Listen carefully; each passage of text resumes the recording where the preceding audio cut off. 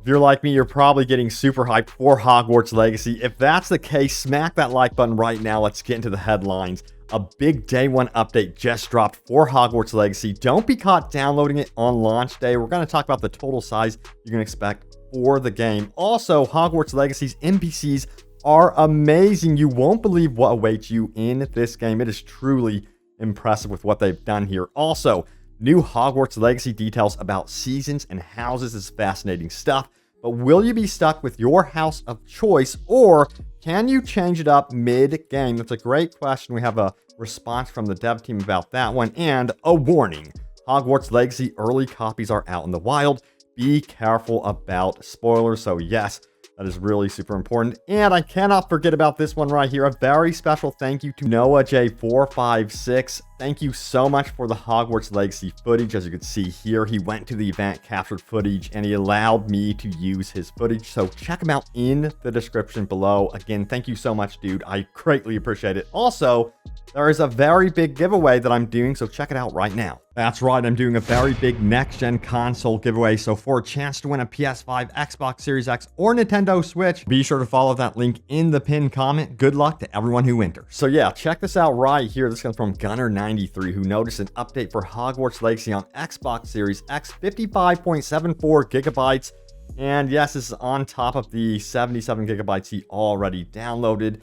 And I imagine this is going to be the same case for PlayStation users as well, and something similar on PC. But you're probably wondering, hey, Robbie, back up, slow down here. Does this mean the game would be roughly around 120, 130 gigabytes total size? No, that's not going to be the case. So what we do know, when you initially download the game, it's going to be about 77 gigabytes, and then you're going to get this fairly large re-download, I guess you would call it, with the update. The day one update. So it's re-downloading assets that are already part of the 77 gigabytes, and it's doing updates to those assets. The total size that you'll end up with is still going to be very much in the range of 77 gigabytes. So you need about 77 gigabytes in total freed up on your console or PC. Now, also, yes, expect spoilers soon. Copies of the game have already been sent out to stores, and yes, some lucky fans have gotten their hands on the game early somehow, so that is going to be really cool. And I imagine that, of course, review sites are currently playing the game as well, and there are probably going to be leaks, so you have been warned. If you're scrolling through Twitter, social media, what have you, be on guard, be prepared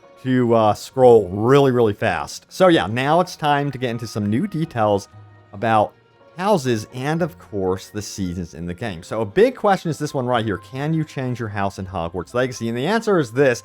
Once you have chosen a house for your character in Hogwarts Legacy, you cannot change houses later. If you want to experience the game as a member of another house, you must create a new character. There are 4 character slots available in Hogwarts Legacy, so you have the option to create a character for each of the 4 Hogwarts houses. And to me, that just ups the replay value of the game. I really don't need to be swapping between the houses. I don't think that would make much sense in terms of lore and story. So yeah, I'm actually happy with this decision, and I'm curious to see if there's going to be any differences between the houses in terms of gameplay. In fact, that's our next questions for the dev. Check it out right here. And the choice of Hogwarts House instead will affect gameplay and explorable areas. And the response from Avalanche Studios is this. I can't talk too much about the subject, but yes, it has effects, for example, on certain missions. Others on the settings, and it's also something that in general has its importance, but I can't add anything else. So there's a secret hidden away here that we do not know yet about, and I'm so curious to see what that actually ends up being. So yeah, my interest is definitely peaked into that one, how choosing your house can actually affect the game world, or characters you run into and the story and that sort of thing. Now, it goes on to say this right here. We have seen the seasons change. We imagine it is related to narrative. But can you tell us if the passage of time changes anything in your interactions with the world? And the response is this. In general, the passing of the seasons works exactly as seen in films and books. But above all, as staged by the films, this means that it is closely linked to the narrative. And as the story progresses, a new season begins in which a new one is inaugurated. Indeed, in essence, it is mostly about thematic storytelling. And I myself, I absolutely love this, and I can't wait for the seasons to change. It kind of reminds me of what they did with Assassin's Creed 3. story actually made the seasons change, and I loved that. And there was a difference between winter and, of course, summer. Now, I'm really curious to see exactly what that might mean for gameplay with Hogwarts Legacy, but guess what? I'm not going to speculate, because speculation, in my opinion, overhypes things, so we're going to cool off right there. But also, we have this right here about the NPCs being absolutely amazing in this game. It says, some people have the nerve to say NPCs are just standing there doing nothing. We have some characters messing around with levitation, and then, of course, a student trying to walk on the side of Hogwarts itself. And we have some games being played as well. And yes, messing around with levitation again. Some talent to be had right here, but it's so cool to see the varying NPCs and how they all interact with one another. And this is one thing that I have been super impressed by as we see some of the clips from the gameplay here.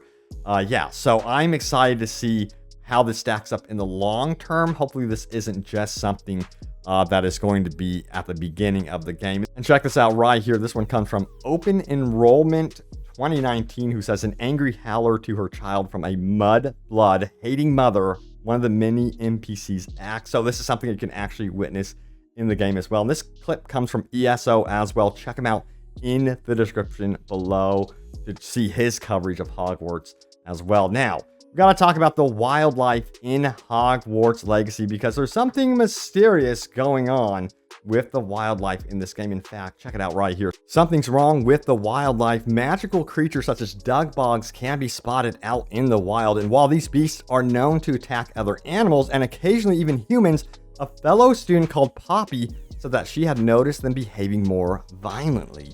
In fact, other beasts have been acting more aggressively than usual too. It's still a mystery as to what is causing this exactly, but Poppy gave us a hint that there could be something in the water. So I do love how the interactions in this game are going to be going beyond the school, of course, and into the wildlife, that there's some sort of mystery that we will have to solve, it seems.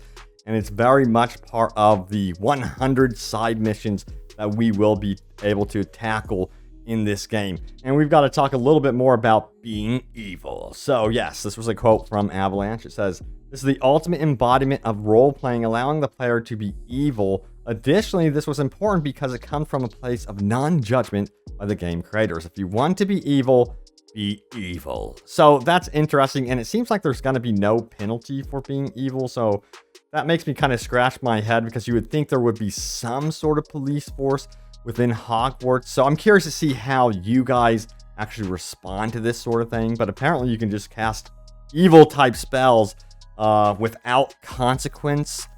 So we'll have to see what happens with that one. Then also we have some interesting details about the main story arc. It says the main storyline is complicated and engaging and involves a variety of different characters and viewpoints.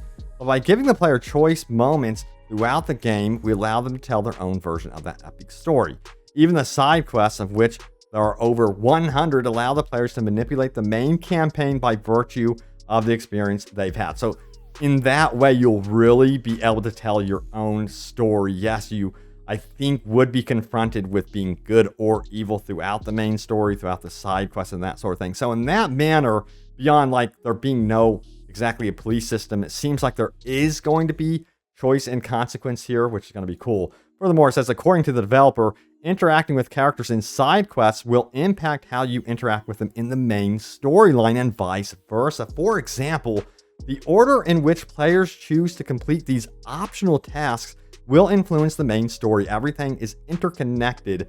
Very, very cool. I love that. I love the fact that they've gone into this much painstaking detail.